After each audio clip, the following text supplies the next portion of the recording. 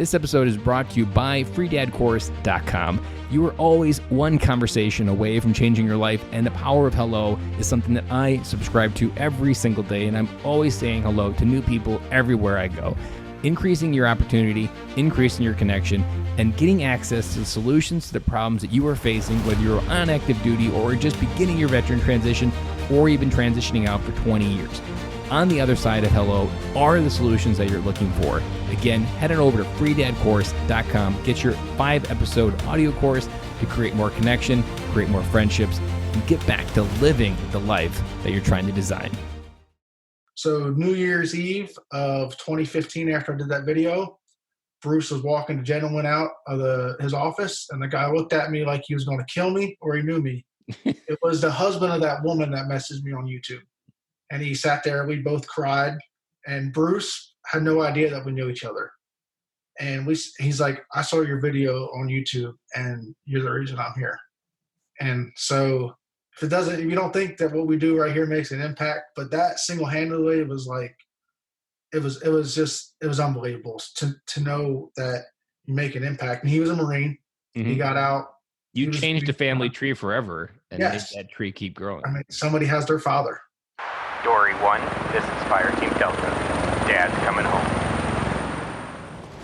Welcome to the Military Veteran Dad Podcast, where it is our mission to bring every dad home. I am your host, Ben Colloy. I'm a United States Marine veteran, husband, and a father. We will bring authentic conversations to inspire action in your life so we can close the gap between the dad you are today and the dad you want to be tomorrow. This is the Military Veteran Dad Podcast.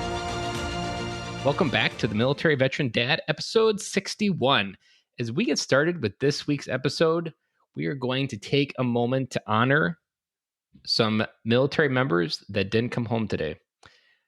Recently, February 8th, 2 soldiers lost their life in Afghanistan, and those names were withheld until the families had been notified. This past week, those families had been notified, and they released the names of 2 soldiers that didn't come home. I'd like to honor Sergeant First Class Javier Jaguar Gutierrez. He leaves behind a wife and 4 beautiful girls. I looked at the picture of his girls. They are all under 10, and they will not get to feel their father's presence in their life as they grow up. And I would just like to remind every dad out there who gets to grow up with their daughters in their life that that memory and that feeling is something worth fighting for. And those girls don't get to feel that anymore. And the second one was Sergeant First Class Antonio Ray Rodriguez. And he leaves behind a wife, and they did not get the chance to start a family yet. And that opportunity is gone. It was taken from them. And it is up to us, the military dads still here, to create a legacy worthy of those 2 soldiers' sacrifice. Something worthy that is empowering enough to say that we can create something that we got to come home and we created something that was worthy of the gift that they gave us. And 2 other Marines that I want to honor are someone that today's episode with Bobby Gray, he talks about 2 friends that he lost, and I'd like to memorialize them with this episode. And their names are Corporal Matthew A. Wyatt. He was 21 years old, and he died in 2004 in Anbar province of Iraq. And also Corporal Bumrock Lee was also 21 years old, and he died in Anbar province as well, and was served alongside Bobby Gray. And those 2 names are memorialized as tattoos on his arm, and those are 2 names that he carries with them, that he takes his challenge to create a life worthy of those 2 Marines that didn't come home, and all the Marines, airmen, soldiers that gave their life in Iraq and Afghanistan in these past years. It is up to all of us to honor them with that sacrifice and to create something worthy, create a life that lives up to that dedication, that sacrifice that they gave us. Because as I always say, there is a son and daughter out there that no longer gets to feel their father's love, and there's a father that no longer gets to feel their son and daughter's love, and is up to us that still get to feel that, to make sure we honor it, to make sure we live it, but more importantly, make sure we are present, because just being there isn't enough. You need to be able to be present. And if you're on your phone and your kids are asking you for your time, that's a sign that you need to be there, because there's a dad out there that doesn't get to be there, and we need to show up in their lives. Today's guest, Bobby Gray, is going to hit you hard. It hit me hard recording it. He is a United States Marine veteran who is here to tell his story of getting another chance at life. He actually did take his life, and it was through his wife being able to save him from hanging himself and resuscitating him and giving him CPR, followed by, I believe, about 10 to 12 days in a coma of recovery, that he is here today to share his story of coming back home to his marriage. He is not a father yet, but his story is so impactful that if you've lost anyone, if you've struggled with PTSD, if you've struggled with any of the demons that veterans face, this episode will rock you to the core. And hopefully bigger lesson that you take away from this episode is that sharing your story is the best gift you can give to the world, no matter how dark and scary that story may be. When you bring light to that story, power comes towards you. People will come towards you. And as you heard in the opening teaser of this trailer, his story changed a family tree forever. And imagine, as we keep sharing stories in this podcast, of how many family trees we're changing every time. And every time we change a family tree, we honor those soldiers, airmen, Marines, seamen that didn't get to come home, that don't get to hug their kids. And that is something that I don't take lightly as I host this podcast and talk about it. And as I learn about soldiers and Marines that don't come home, that the worst thing I do when I start Googling this information is I pray that they didn't have kids. And then when I find out they had kids, my heart just drops. It hits the floor, and it takes a while for me to pick it back up. But picking it back up allows me to recommit to this mission, recommit to everything that we are about in this podcast, and gets me that much more excited. So with that, let's get started with Bobby Gray. Welcome to the podcast, Bobby. How you doing? Thanks for having me. Thank you for coming on. I found your story. I've had a lot of interviews come from randommilitary.com articles, and you didn't even know you were on military.com for your story and how you were putting out there in the universe. And you're not coming to us as a dad, but you're coming to us as a Marine veteran and a husband to a story that I knew that other military dads needed to hear, because the fact that you're not a father doesn't make your story any less impactful to help other military dads come home and realize what they have on the table right there in front of them. So go ahead and a little bit unpack about what your story is and what brought you to this point in your life today. Okay, so I joined the Marine Corps in 2003, post 9/11, and about a year after I got out of high school. Oh, by the way, to interrupt, I was also going to tell you, we joined in the same month. Really? August 11th. I went to San Diego, though, so I was August 11th, I went to boot camp. I joined in August 20th of 03, and then I waited till December to give myself some time to back out. So I went 10 days before Christmas, which was I should have waited till like January 1st, because that was awful, being away the first 10 days of boot camp and it's over Christmas. So yeah, I joined the Marines really solely just for 9/11. Really was the driving force and all that. Got out in December of 07 went on 2 deployments that were Iraq in 04 to March of 05. And then I went on a MEU in 2006. So those are my 2 deployments. Like I said, got out in 07 because I wanted to live a normal civilian life, to help my mother-in-law, because my father-in-law passed away right at the time that I was actually talking to a career planner about re-enlisting. So things were greater. I felt that I accomplished what I wanted to in the Marines as far as serving the country and surviving war. And just like I said, other things were pushing me to just do different things in life. Wasn't so much worried about anything in life that was going to affect me. And like I said, quick summarize. Didn't think anything was wrong with me for 6 years of being out of service, which I'd had incidents all the way up through my suicide attempt in 2013 that should have thrown up red flags. And post-suicide, which I survived solely because of my wife on that day, I've been advocating to just to get this 22 a day number down to hopefully 0, but just to share my testimony and the things I've been through and my wife and my family have been through to just advocate for veterans anywhere or anybody that deals with PTSD or depression or suicidal thoughts or anything like that. So that's where my life has changed to just making a difference going forward and not getting back in that dark place that my life was in pretty much for 6 years post military career. So, And how many times did you deploy to Afghanistan or Iraq? Iraq just one time. Just the one time, but you had like 3 incidences while you were there, right? We got when we first got to Iraq, one of our convoys.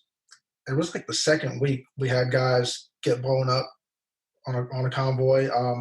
Couple firefights here and there, which was all right. Nothing dealing with that. Then we did lose some Marines to a BBIED that come through our fob and detonated in there, which killed 2 Marines and screwed up pretty much the rest of us. And that's where got a traumatic brain injury from the blast. But again, my injuries in that moment are non-existent compared to what we were dealing with as far as Marines that we eventually lost. So did you get sent home because of an injury, or did you finish out your tour? Nope, we finished it out till March, and we went over as artillery because I was 0811, and we were pretty much just really basically just thrown in the realm of infantry of being 0311. So our job over there was to protect the Jordanian Iraqi border. I was in Erbil, Iraq, which is on the far west coast right there on the Jordanian border.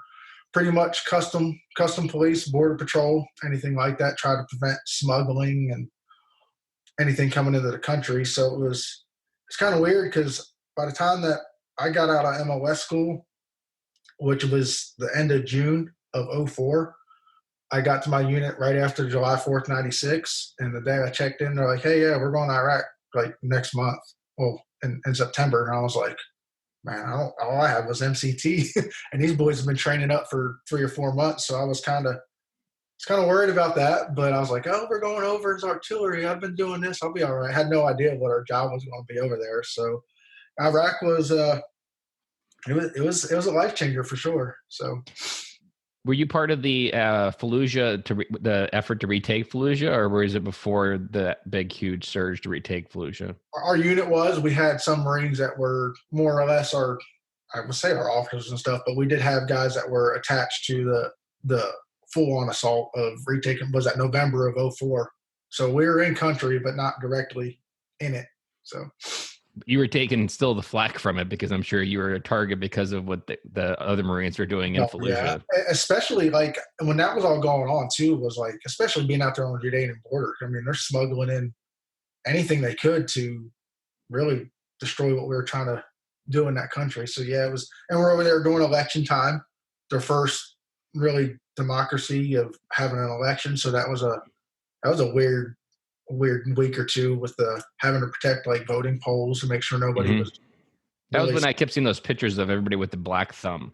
Yeah, it was crazy. That time I would say if you're ever scared or just uneasy, just it was a weird eerie feeling knowing what was going on at that point. So I don't know why. There's more movement than normal because there's the people moving. It's more than just a daily commute or market noise. Yeah. It's and we weren't over there. We weren't in country too long, so you don't have the gist of your everyday life over there. So it was all green to me, really. So, and even coming home, it wasn't like the military had figured out the coming home strategy that they have now, or even that they've had in the last decade for coming home. Like now, they park you in Germany almost for a few days before you come home, just to get used to some type of civilian world before you actually get brought back to your universe. Yeah, we sat when we come out of country, we sat in Kuwait for 3 or 4 days, got on a plane. We had a layover in Germany at the airport for an hour, maybe. And then I think Germany was the only place we had a layover till we got to Cherry Point, North Carolina. And then we get home that day. And then like 2 days later, we check out for leave. So literally a week from the time you leave country to your home. For me, it was back in Pennsylvania. at the And time. I've heard it said that one part that they really suck at is they spend months, like almost 6 months preparing you, but spend 5 bringing you home. Yeah. Yeah, it was insane. And then just expect everything to be home. And even if you think about back to like World War II and what they had to do, I mean, they had a long distance to come home. So, I mean, they had almost a decompression stage. Yeah, they're sitting on a ship for 2 weeks. Sitting on a ship and just kind of reflecting, decompressing, talking about it, probably reminiscing with their soldiers or the fellow military members that they were with. It's just a completely different, it's almost the speed of the world almost makes it worse for coming home now because of how fast you can be back. Yeah. I interviewed a Navy SEAL and he said that he was asked to fly home one of his Navy SEAL members that died on an airplane. So he literally found out in a day's notice he was flying directly to Dover. And so he had almost and then he left his members behind. He didn't go back. So then he had guilt, like, I don't want to be here. I want to be back over with my team. But then he came home suddenly. So there's just a lot of things that they just set it up for a failure of all the things that you had to go through. And it makes it harder. Absolutely. I want to go back to, I want to kind of work your timeline a little bit here and help military members. So the one thing that I've noticed when I've interviewed, especially Marines, because the Marines probably have one of the most massive identities that gets assigned to you when you put on that uniform and you get pinned that Eagle Globe and Anchor at boot camp. Do you feel like you had an identity before assuming that uniform? Like, did you know who Bobby Gray was before? Not at all. I was a 19-year-old kid that had ambitions of having a NASCAR career, and that was it. I didn't have any, I didn't see anything further than the steering wheel. You know what I mean? Like that was my life at that point. So no, I really didn't know where I was going. Honestly, when I enlisted, I didn't know where the Marine Corps would lead me beyond that, even, 4 years that I initially signed up for. So no, I didn't have a plan. It was just what's tomorrow. So. Mm-hmm. And I think the hardest part for Marines is when we transition off, the identity isn't lost. Like saying a former Marine is like, for most Marines, it's the biggest insult you can say. You're always a Marine, once a Marine. But at the same time, you're wearing different clothes and you're treated differently and you're around a different group of people with different set of standards. And I think it's that Superman complex that we get with the identity. And when we kind of transition away from that identity and we take the Superman uniform off, that's where almost, especially if you don't know who you were going in, and a lot of members don't. That's why they join, because they're lost, and this seems like a good place to park for a little bit to figure it out. And then when you transition out and you don't have a clear identity, that almost like artificially inflates your ego as a protection mechanism. So people don't figure out that you don't know who you are, that you're just this scared little boy inside that doesn't really know what to do now that he's out of the military. You're 100% right, because getting out of the Marines was the beginning of that, losing that self-worth. Because, you literally go, and I always see it regardless of what I've been through, being a Marine, not knocking any other branch, but being a Marine is like, that is the pinnacle of achievements in life, honestly. And I still believe that to this day.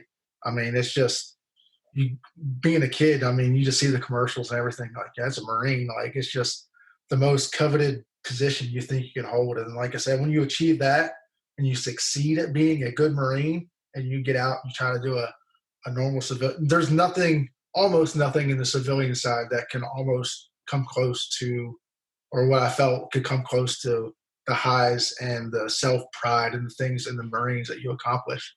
It's almost like the civilian world makes you start questioning who you were and what you believe.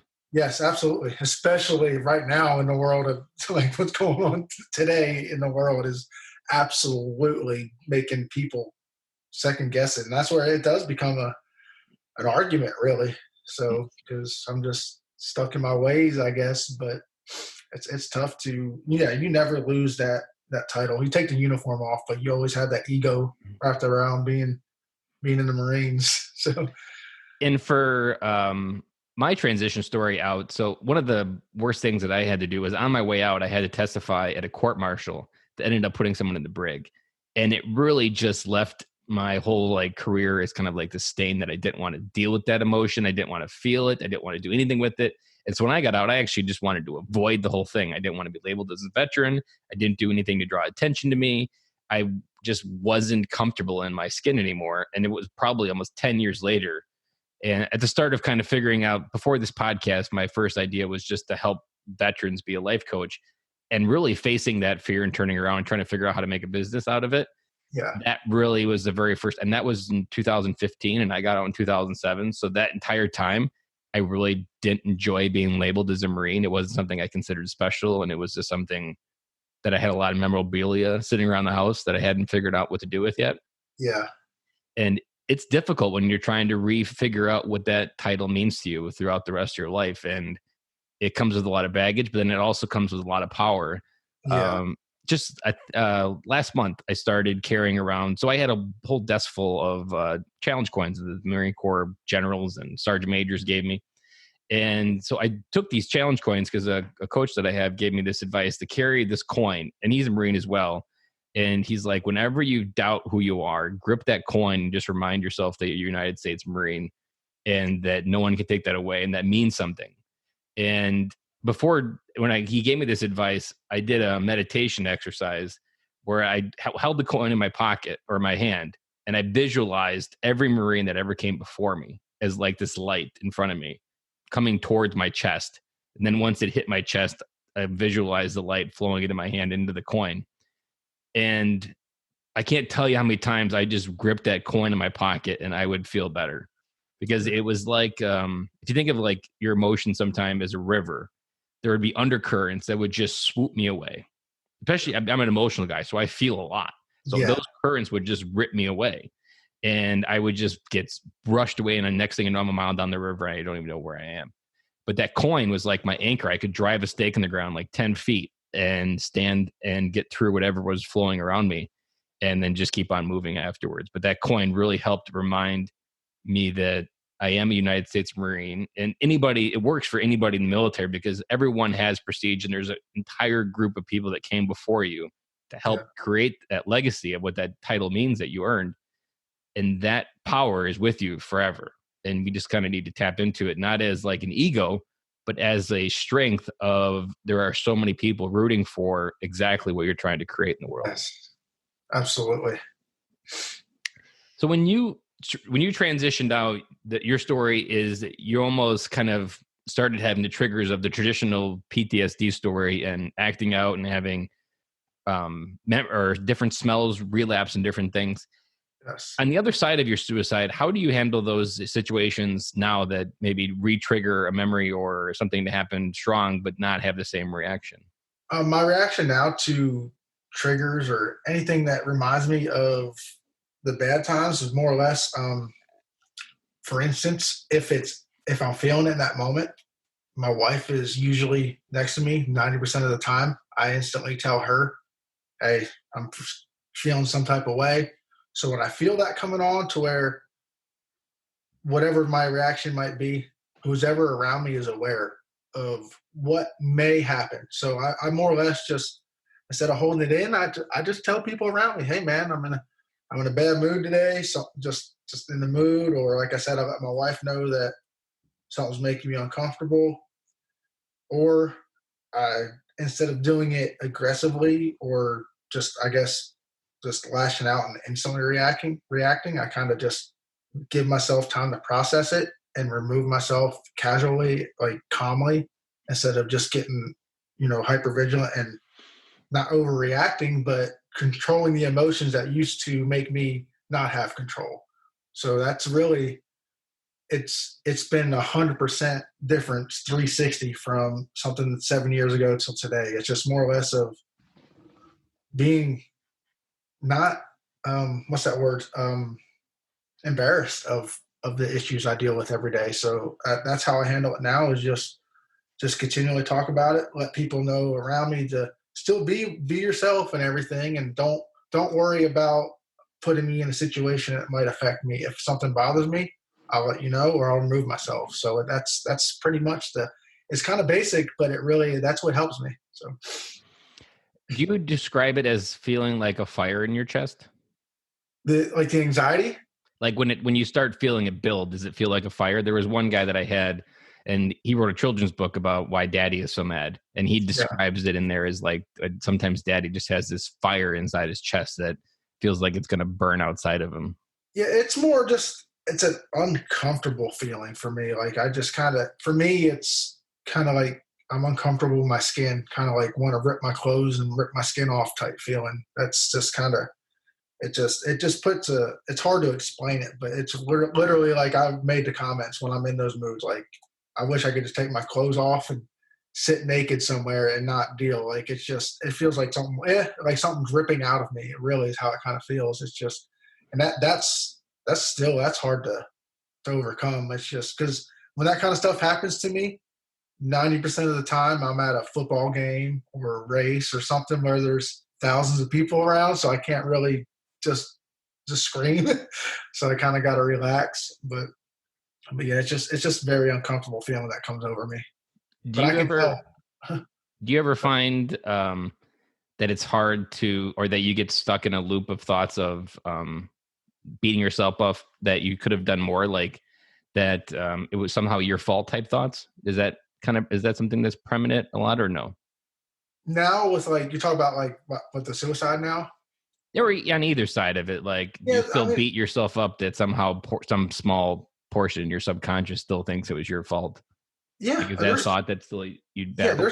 there's things I still go through where like I feel like I don't like putting my wife through this kind of stuff, or my family or my friends, and that was my biggest issue to really get on the full road of recovery, was to try to just de-escalate those thoughts, because I still deal with it where I feel that it is my fault. And if somebody has a certain reaction towards me, or I explode for some reason, I mean, I still beat myself up. I don't think that will ever fully go away. You just have to learn to not let those thoughts control your mind 100% and try to just beat them up every day, because that really was. And when we get into that, as far as my recovery, that really was one of the hardest things I had to overcome, was to just get that guilt and just throw it away the best I can, or learn to deal with it and turn it into something positive. I've been diving into, maybe too much, but a lot of Tony Robbins stuff, and it's really hit me in ways that I wasn't expecting. And I mean, I don't have anything to compare to you, but there's things that I often hold myself and blame myself for happening. And I mean, they're not tragic, but nevertheless, these are still things that my subconscious still blames me for. And it really hit me when kind of around this idea that I was taking this coin, that I really had to take this mindset that if order for the people around me as a dad, as having my kids and my wife, in order to truly unconditionally love others, I had to be able to unconditionally love myself first. And it hit me kind of that, like, when I looked in the mirror, I couldn't honestly say the person looking back was someone that I loved, because there was so many shades there that I would just rather erase than acknowledge that they're there and they happen and now they're part of me. And it's really been kind of a journey this last month of just being able to subconsciously look in the mirror and love everything that's looking back, the good, the bad, and the ugly. Yep. And it's that forgiveness of yourself that it's all happened and there's nothing you can do about it. The only thing you can do is figure out how you can grow flowers from this big pile of shit that is your life in some cases. Absolutely. And having that mindset, and just remind yourself you have to unconditionally love yourself before you can freely love others.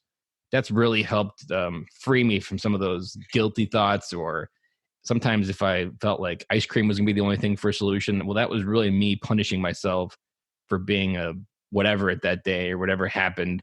And now as I look through it, I don't have that punishment type choice, like, oh, you're going to go to McDonald's and get a burger because you're a shithead.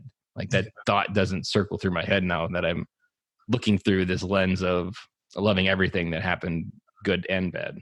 That's 100% spot on. Like, that's legit. Yes, absolutely. That is my thought process. Exactly. You're 100% on point with that.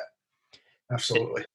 And the other side of that coin is this. I've heard in so many podcasts, there's so many people talk about masculinity and femininity, and man, it's a soup mess that I've always got lost in. But Tony has really helped frame it in a way that I finally was able to understand.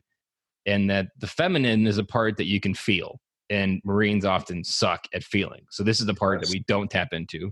But then at the same time, we would think that by not feeling we're being masculine, but if that's not the exact case, if anything, we're hiding in the middle between feminine and masculine. Because if you're truly masculine, you're letting the emotion flow through you, but not waver in its attempt to move you. That it does flow, you do feel it, but at the same time, it doesn't waver your determination to love your wife. That like he describes it like there's certain things that or relationships that he's worked with that he's recovered and made better. And some of it is the only thing he does to the husband is just say, whatever she gives you, you love her more. Like if she throws more at you, that just means you bring more to the table and show how much you love her because she's testing you. And it's the same kind of stuff when I've really fell in love with this idea of masculinity as a strength of letting stuff flow around you, but not letting it carry away. Like the coin in my hand to anchor in the river. Like if I'm standing still in the middle of a storm and being an oak tree is another example and having roots so deep that it doesn't affect me, my leaves may be gone, but the tree is still there and I can always regrow. Like that's kind of the double-edged sword that I wasn't actually able to frame in my head and really kind of got me stuck on being able to even figure out who I really was. Like I feel more alive in the last 2 months just from understanding of how to switch from a masculine energy to a feminine, and it allows everything to flow through. And I think that's often where the PTSD mindset can get messed up because it's something you think you can treat, and that's how people label it as, but it's really not something you treat. You just learn to be with it. Yes. And let it flow around you and not let it control your life. And you let it something that you can talk about without ever even flinching almost. Like, I'm sure you'll probably get this way and you maybe already are, but as you start sharing your story, like you'll get people that are just awestruck at the vulnerability that you share. And eventually you'll be like, I don't even consider this, I consider this level 1. I don't even consider this a real deal anymore because I've shared it so much. And I find the same thing that I'll share a story. So like my friendship story that I didn't have a lot of friends growing up. And I think it's a pretty level 1 story, but I've made people cry with that story. Yeah. So it's all about being able to own both sides of that feeling, but at the same time, being a person of strength to let whatever you're feeling flow around you. Yeah. You remove the emotion attached to the PTSD that you felt initially. You remove the meaning that's attached to that emotion. Like that doesn't mean that you're a bag of ass. That just means that happened.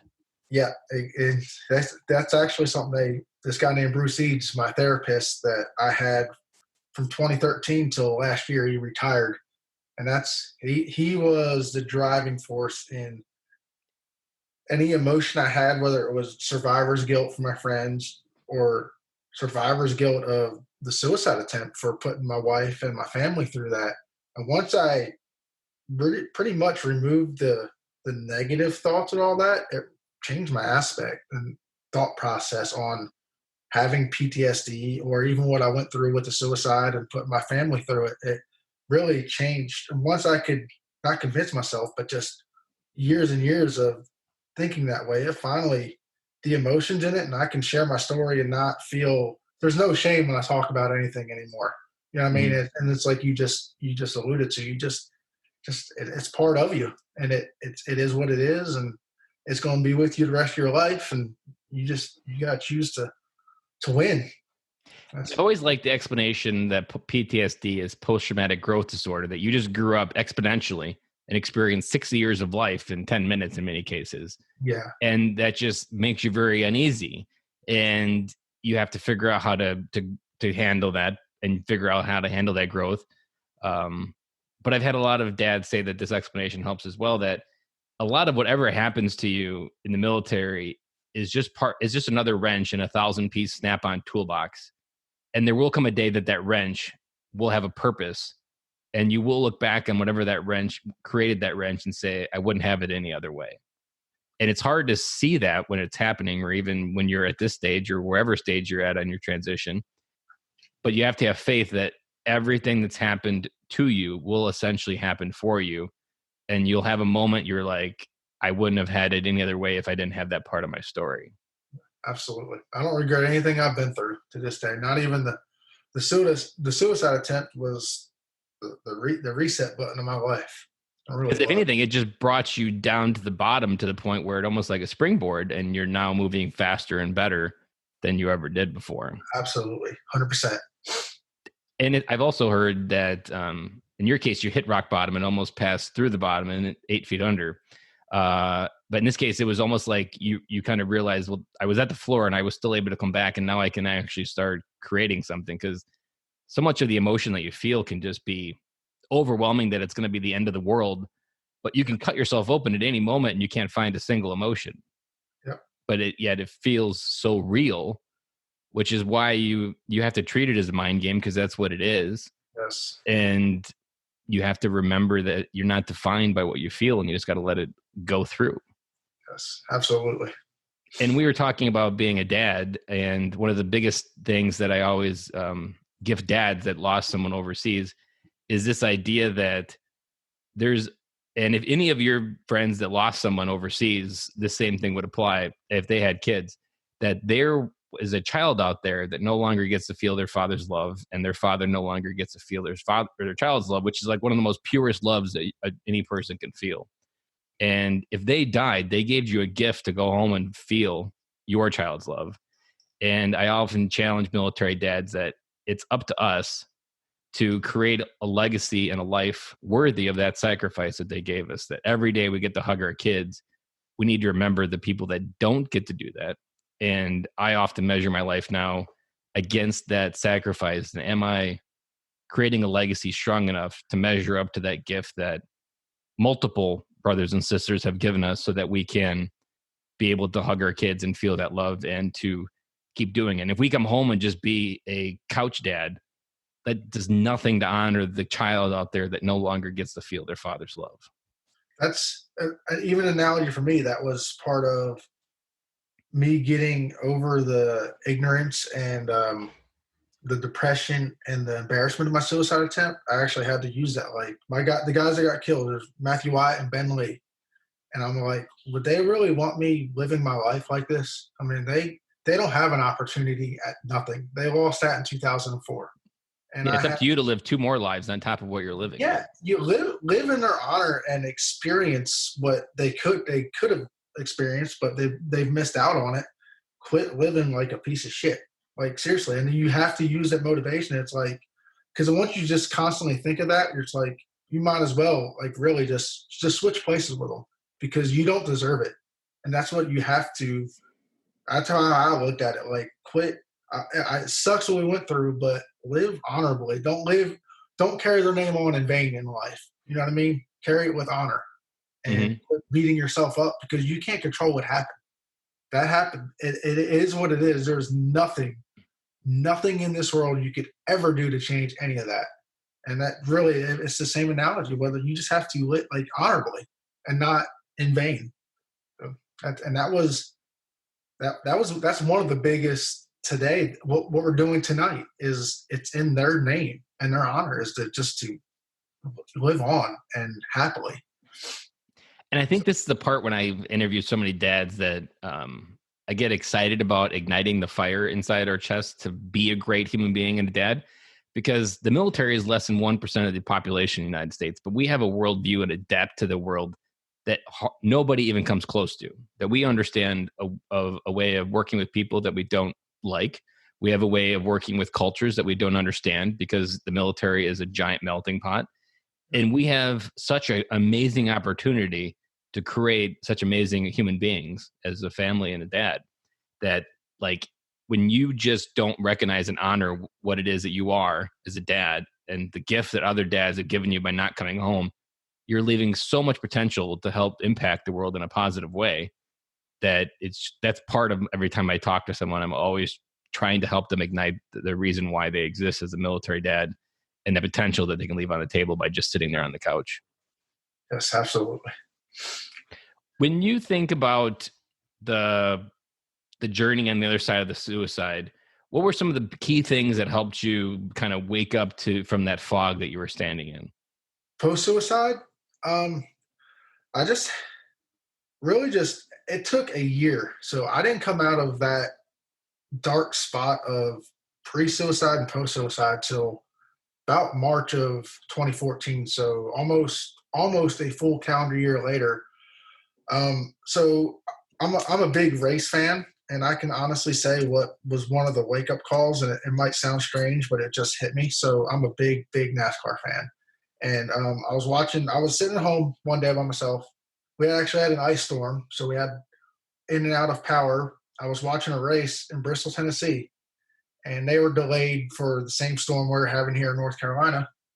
And Kurt Busch at the time was doing a lot with the Armed Forces Foundation, and he had a piece of the uniform of a soldier that got killed overseas in his fire suit.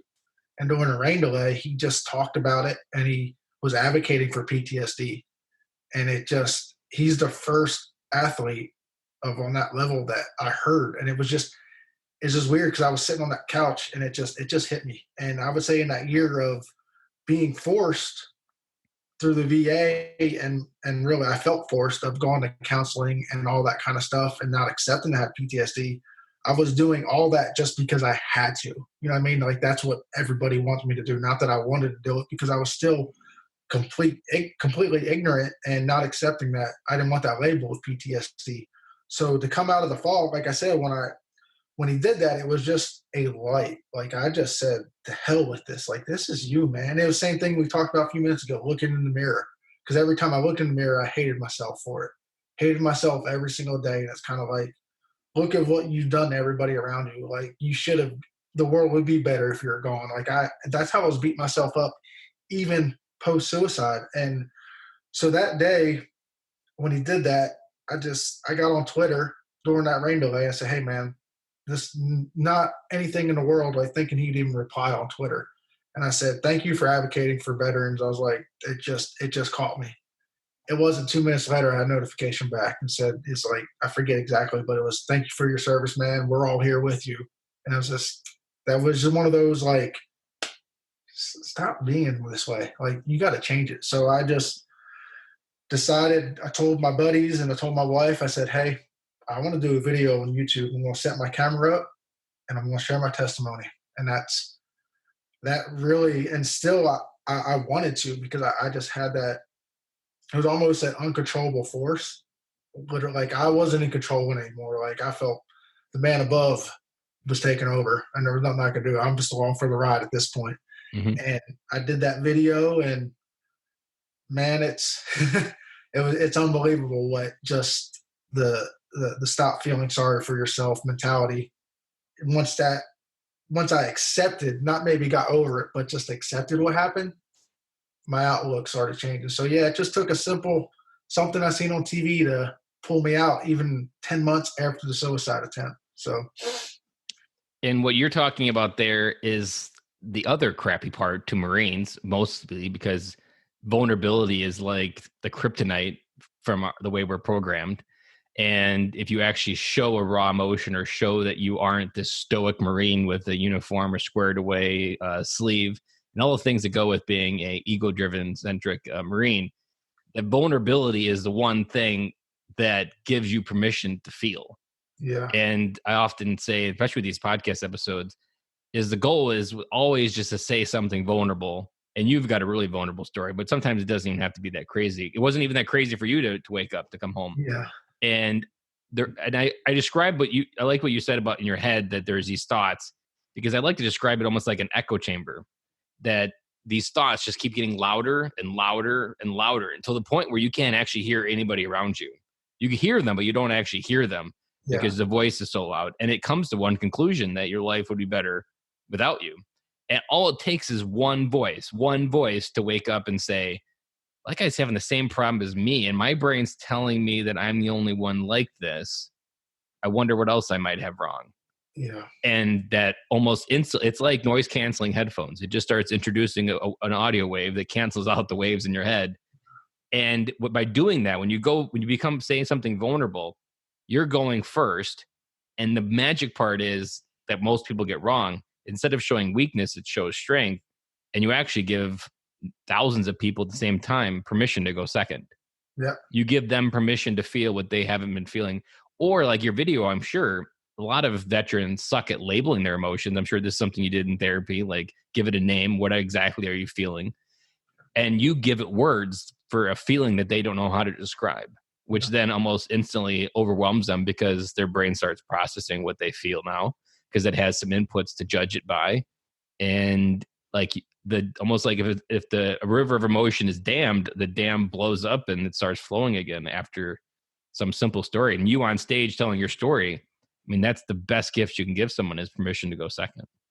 Absolutely. You said that vulnerability, and like nail on the head. Once you open that up, and you're kind of like, there was skepticism with sharing my story because I worried about what people's opinions are. But like you said, when the people's opinions were like, man, this is unbelievable. Like, this is more brave than going to a combat zone. You know what I mean? Like that, and it's like, well, hell, I hadn't.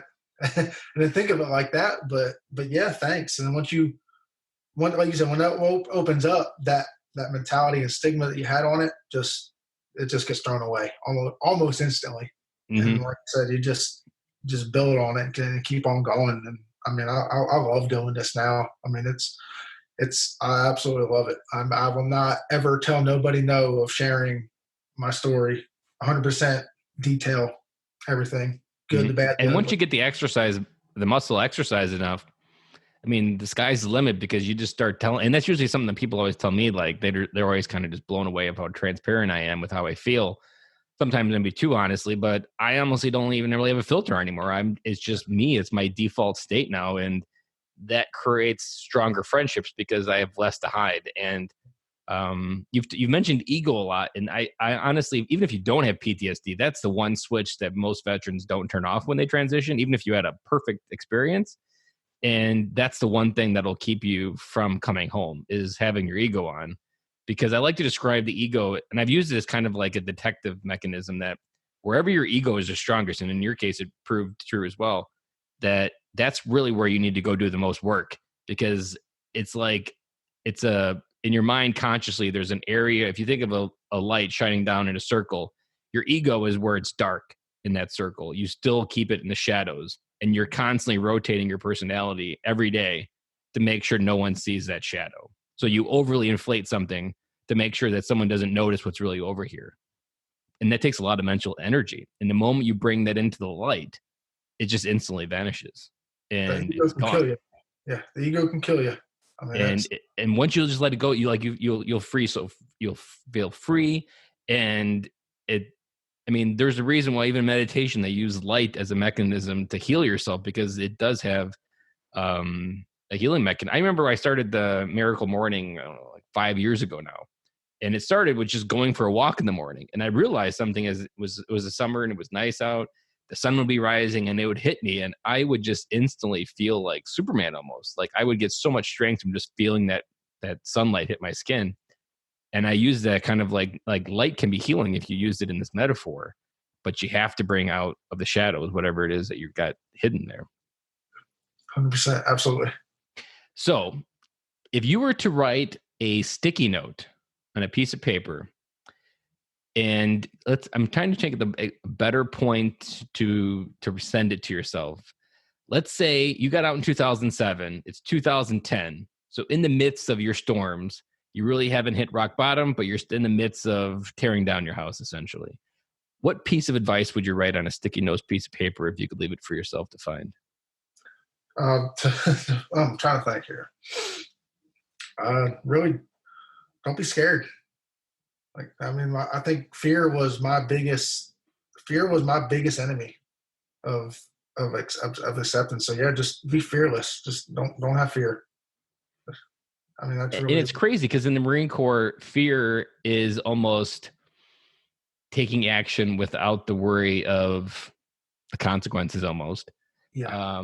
But at the same time, on the other side is the civilian side, it flips, because you really, when you're fearless in the Marines, like you said, it's just acting. But like when you're civilian side of it and you have fear because you're worried about, it's just the outcome could be different. You can't control it, and it's just fear. Fear it flips. So yeah, I would say just be fearless. Like let go of the fear. It's just, and that fear, that's what messed me up, was being scared. I've used a couple different things. So not in this context, but like fear is something. As in 2020, it's only gotten worse. I would say that I've kind of described a little bit like if you think of when Japan bombed Pearl Harbor, that awoke in the sleeping giant of America to kick their ass, and Europe's. In the same way that Americans are almost fearful of being judged by Facebook and people on their Instagram following, that there's this massive bottleneck of fear in people's lives from actually living their life that they want versus the default plan that Target gives you on every weekend. You need to go there and do your Target run. But if you were to unlock that fear, I can't help but think that America would be a sleeping giant of 3,000 times more action and strength and even just inspiration for the world if we truly woke up as Americans and walked through the fear. As military, civilian, doesn't matter. And that fear can be just so paralyzing, even if you don't have something traumatic you're running from. And I actually measure a lot of what I do in my life now by if something scares me, I really look at it hard. And the more something scares me, that generally means on the other side is something beautiful and amazing. Just like for you, like you think of on the other side of you posting a YouTube video, you've got an entire flower bed of daffodils in this big pile of shit that grew. Yeah. And that was something amazing that grew from that fear. And that's really where you just I just keep chasing my fear and running through it. I have some things called cloyism, which is kind of my weird way to put stuff. And one of my very first ones was, if you're at the wall of fear, find the door and walk through it, because your destiny could be on the other side. And you don't know if that story will somehow create a destiny that you don't even know is out there. But that door could have opened. And now, I mean, you're now on this interview because of one story. And it's just this chain of events that you don't have control over. But it's your story just kind of playing out in the real world without fear. When I did that video initially, as far as the fear factor, before I got my buddy that I work on the race team with, before I turned my camera on and sat down, I was puking, pooping, like my stomach was tore up. So like you talk about like anything like triggers me, I'm talking dry heaving pukes, like terrified. And it's just me and him in a garage in a video camera. I didn't even have to post it. And that fear was just, it was a nightmare. Then like I reluctantly put it on YouTube and shared it on Facebook. I'm like, oh boy, like here we go. It's gonna be really bad. Like this is gonna be bad. And even beyond post doing that video, I still would have fear of being in front of the general public, getting on a stage or something like that. Getting up to that moment is a nightmare. But once I'm in the moment, like it's just, you're almost weightless up there. Like it's kind of out of body. You know what's scary? I did my Veterans Day, my daughter's Veteran Day program. Try talking to kindergartners and up to third graders about Veterans Day. I felt like I was going to explode leading up to it. Like and it was 5 minutes. I mean, it was the simplest thing I ever did, but man, I was just like, I volunteered for it. I put my name into it. I talked to the principal. I was like, hey, what about talking? And then I'm just leading up to, I'm like, what the F did I do to get myself into this? And I talked for 5 minutes about how veterans sit on the buddy bench, which is something in the playground, and that a lot of veterans just need a friend. And I would consider it a very simple message that kids could understand. And I turned around and I got the music teacher crying. I mean, I only talked for like 5 minutes and I didn't really share anything really game changer. Yeah. But I had someone crying from a simple story. So like going back from like the power of vulnerability, like talking about how a veteran really feels and what we really need brought someone to tears. And that was just a simple thing in front of a kindergarten or an elementary school. It's hard. I actually spoke in front of an 8th grade class up near Harrisburg, Pennsylvania, my sister-in-law's class. It was back in May, and I've spoken in front of big groups before. That was one of the most intimidating things, was going in front of an 8th grade class, because it's just like, man, they're 14-year-old kids. They don't give a crap. And it was more or less like kind of just going up here. I don't know what they're going to retain, but like just the questions they were asking, because we had about 30 minutes. And the questions those kids were asking was just, I was getting better questions from 14-year-old kids than I was from grown adults that I've spoken to. It was wild, but yeah. And 8th grade's a tipping point. It's when you go from top of the world to bottom of the world. Your social status is kind of cemented. Yes. You're either in the point where you're going to go downward trajectory and be a loser for the next 4 years and then hate yourself. So I can imagine you probably saved a lot of kids, because if this guy felt what I was feeling just now as a 14-year-old, you've given someone permission to cancel out that thought at a very critical age. I think 14, I would think, is a very critical age where you either fall into identity crisis and start having suicidal thoughts as a teenager, or you accelerate into something that most teenagers are today. But there's a lot of teenagers that fall in that crack that my life isn't worth living, especially today. Like so much externally of our life is validated from Facebook and Instagram versus the internal value that you have everything inside you need already. You don't need to go externally. And that's when my sister-in-law asked me. They actually wrote me letters, and I said, hey, instead of trying to write back 50 kids, I'm coming up in May. I'll come and talk to him. She's like, are you for real? And then we got more in depth. And then she said where she's had students come and talk to her about suicide and stuff. And, you know, I graduated in '02, and I didn't know a single person that committed suicide or at least attempted it to my knowledge. And I don't know if anything's changed in the 17 years since then, but like she said, they have a lot of kids dealing with the suicide stuff and the depression. And I said, well, do you want me, like, is this what I'm talking to these kids about? She said, absolutely. She's like, it's nothing they can't handle because their 14-year-old lives are so much more complex than we really understand.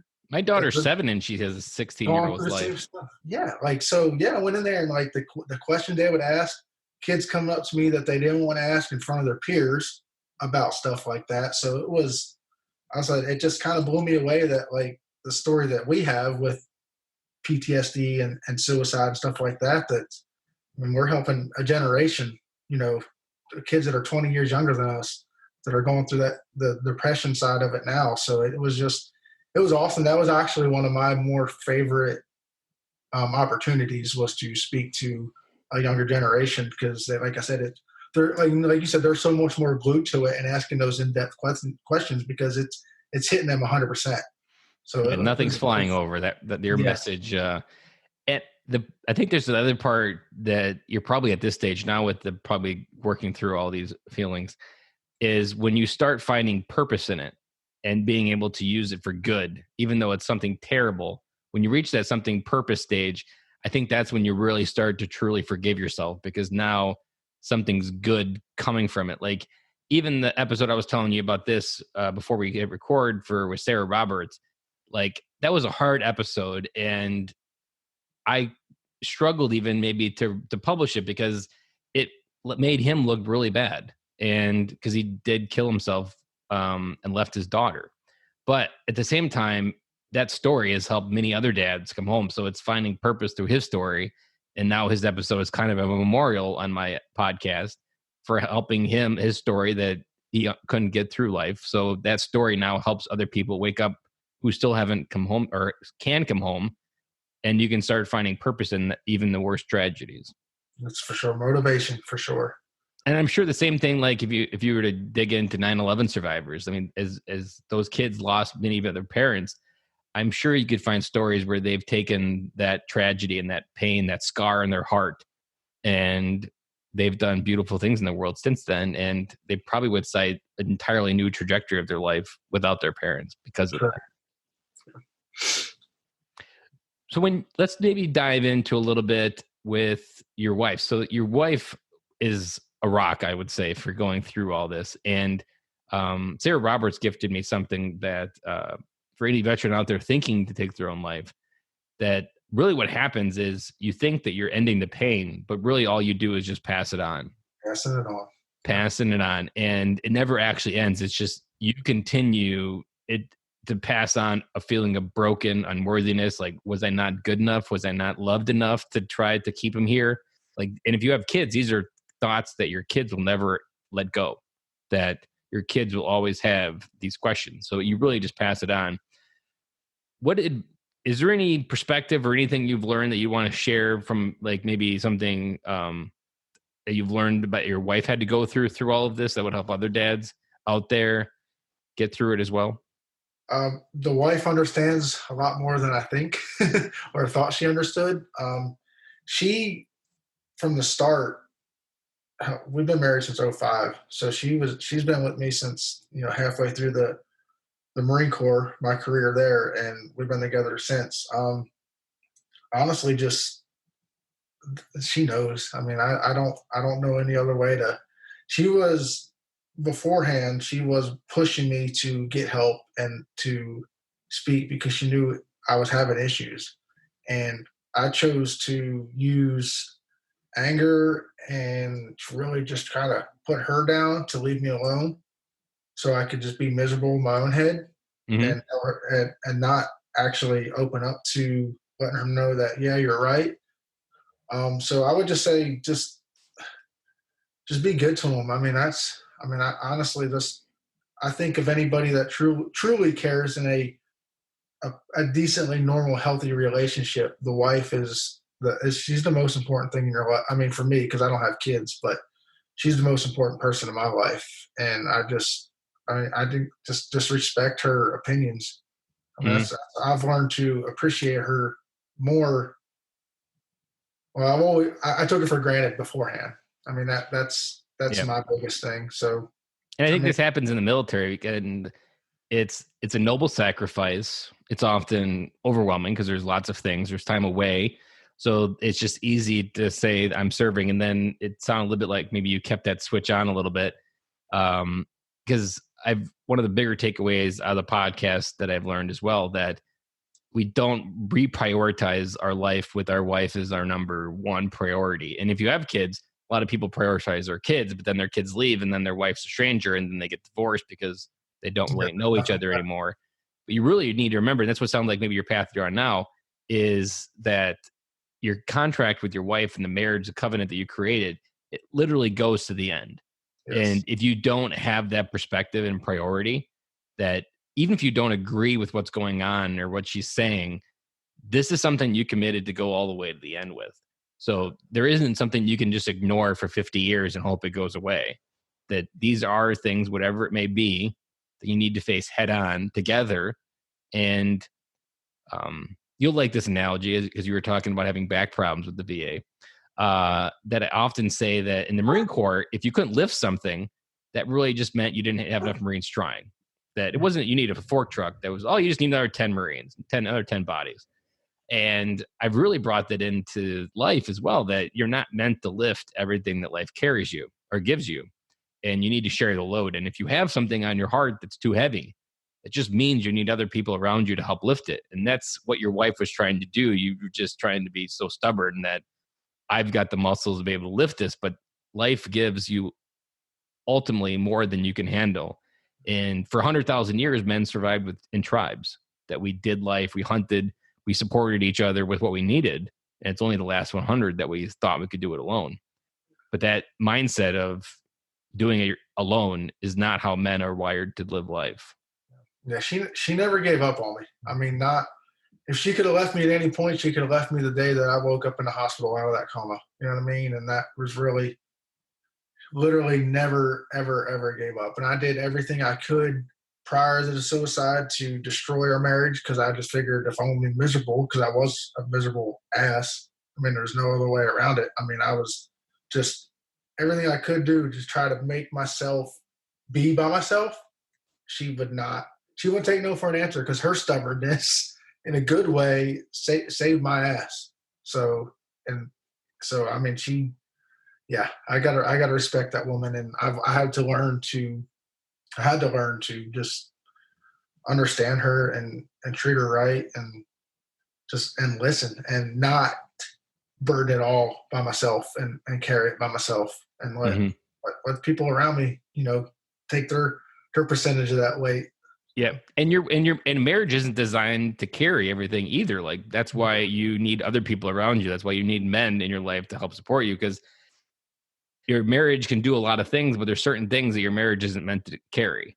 And your wife shouldn't have to carry all the things that are struggling you. That's why you have other men to open up to. And just because you're feeling something doesn't always mean it's your wife's job to help and make you feel better. Yeah. It's that ego that here it comes back again. Yeah. And it's always a battle.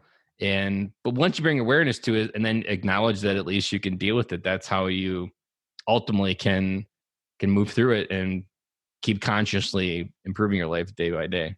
Correct. Well, Bobby, I am 300% sure that we brought dads home, and any non-dad listeners, I'm sure they will as well, have had some type of impact from this story that wake them up to realize that just coming home physically isn't enough, that there's an entire life waiting for you if you come home mentally and realize what's around you. So I want to thank you and honor you for your story and your vulnerability and answering a random guy's message on Facebook about asking you to come on the podcast. Yeah. That's the whole point, though. When I seen that, I didn't know that it was directly from the story. And like I said, I'd be ignorant not to survive a hanging in my backyard, being in a coma. My wife is the one that performed CPR, saved my butt, and to take on PTSD full on and share it and know that in you're in that dark place, it's not over. And a quick story, and you talk about the passing it on. I want to share that real quick in there. When I did that video on YouTube, I met a Marine. Well, first off, this woman on YouTube messaged me and said, "Hey, I caught my husband. He has kids with a pistol in his hand, but the gun jammed." She's like, and I want him to watch your video. And I said, okay, well, I go to the Salisbury VA, and this is who I see. I see a guy named Bruce. He saved my butt. It's the best thing I can do. And so New Year's Eve of 2015, after I did that video, Bruce was walking the gentleman out of his office, and the guy looked at me like he was going to kill me or he knew me. It was the husband of that woman that messaged me on YouTube. And he sat there. We both cried. And Bruce had no idea that we knew each other. And he's like, I saw your video on YouTube, and you're the reason I'm here. And so if you don't think that what we do right here makes an impact, but that single-handedly was like, it was unbelievable to know that you make an impact. And he was a Marine. Mm-hmm. He got out. You changed the family tree forever and made that tree keep growing. I mean, somebody has their father. And that was something I wanted to share, especially with your podcast of, military dad, because he is. And these kids almost lost their father.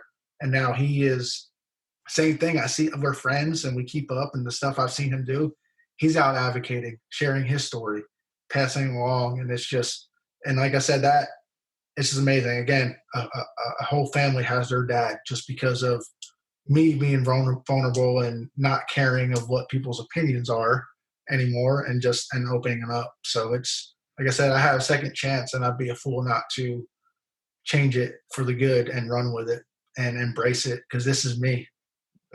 And if you want to watch that YouTube, listeners, I will include the link for it in the show notes that you can click down there and check it out. And if I could add one extra thing to your story that made me remember something, the one thing that if you're listening to this, maybe struggling to try to figure out how to be purposeful with what's going on, how to be really anything with your story, the best thing that I figured out through all of this podcast is the one thing that will move and change a veteran's life is friendships. That there are veterans that are extremely lonely. They may be surrounded with people that love them, but inside they're just as lonely as a person in the middle of the ocean in a dinghy.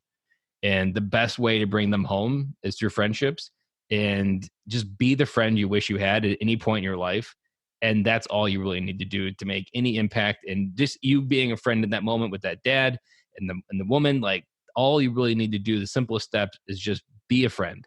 And I'm convinced that friendships are the key to help fix that 22 number, that you just need to keep being the friend that you wish you were or you wish you had. And that's what I say in the podcast is I wish I'm the friend for other veterans that I wish I had 5 years ago in my life, because that would have shortcutted 1,000 times in my life of where I am today. And that's the one big thing that monumentally made me come home, was I started connecting with people and like-minded men and started creating friendships that canceled out this feeling that I was alone. And then I've created this whole podcast and this idea of being able to help others and be the friend that I wish I had 5 years ago to help save me. 100%. Yeah. Me sharing my story, and it's for us Marines, really. And I want to say just Marines, but I use that. So after I share my story of all the backlash that I thought maybe I would have gotten from guys I served with, out of every Marine, my best friends that we never, up until really 2014 when I shared my story, even as us being brothers and sharing the same experiences of getting blown up and being in Iraq with them, we never really talked about it. But every single one of them that I served with, it has opened up. I mean, Facebook messages saying, hey, man, I don't have the balls to talk about it like you do, but thank you so much. I mean, there's not one that I've not served with that hasn't been like, dude, I'm not going to get on a stage and talk about it, but I'll talk to you about it. But, man, we're all going, literally, the wives, they're all going through the same stuff. And like when they hear it, 'cause I'm the voice for, I'll say in my unit, 100 Marines, I'm a voice for, 100 of them, and they're not all talking about it. And every single one is like, now we get together now, I've changed my relationship with them post suicide because we talk about it, because, we just stuff everything down. So it is that is another thing to where I hear them when they say, "Hey man, thanks for doing what you're doing." That drives me too, because at the end of the day, when it comes to my brothers in arms opinions, that is one opinion that really does have besides my wife and family, but that's an opinion that I 100% value.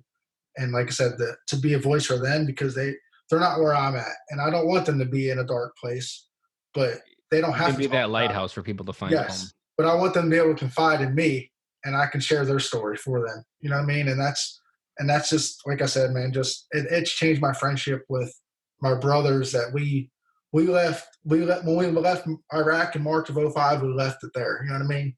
Mm-hmm. And we changed that, and I love it. I mean, it's so nice to hear it from my best friends that we've stuffed so much down for over a decade. So it's that's like I said, that's the motivation. For sure. I recorded a 20-minute episode on emotions in November, and I had a Vietnam vet email me. It was like a 5-paragraph email, so it was pretty intense email. And he's like, "I wish someone would have told me how to process emotion like you did in that episode 30 years ago, because I would have completely changed how I live my life." And that was a 20-minute episode on emotions.